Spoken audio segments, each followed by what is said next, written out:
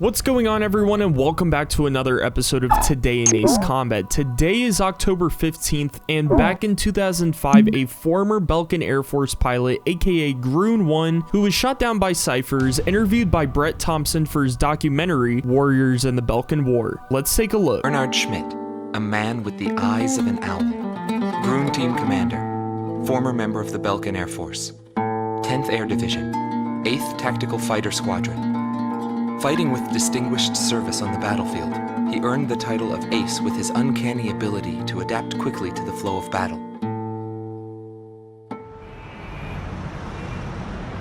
I had a bad feeling while I was flying towards the round table. Why were they having problems down in 2 mercenaries? I figured it was just temporary chaos and it'd be over by the time I got there.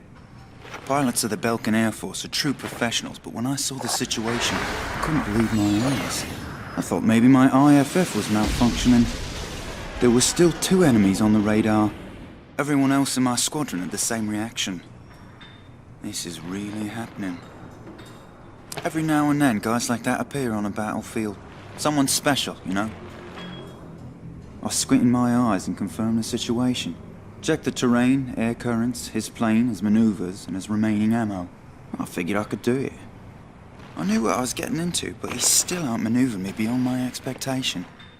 Also, in other news, continuing on with the Horizon universe, Operation Arrow of God from Ace Combat Assault Horizon took place today. This is a rescue operation featuring the Japanese Self-Defense Force and the UK during the West Africa Civil War. Now, I want to go ahead and clarify, yesterday I talked about how Ace Combat Assault Horizon is not canon, but I used that terminology the wrong way. It is definitely canon, and it definitely is canon inside of the Horizon universe. I just want to go ahead and clarify that. Beginning at 6:30, a joint squadron of British-Japanese fleet were close to the Nigerian coast to rescue civilians and military forces inside the UK embassy located in Lagos City. 2 Shinden 2s piloted by the UK took off on a cargo vessel named Mashu, as well as 2 pairs of gunships from the Maritime Self-Defense Force along with a helicopter. 1 pair of the gunships were carrying around ground troops to secure the area, the other pair would provide suppressive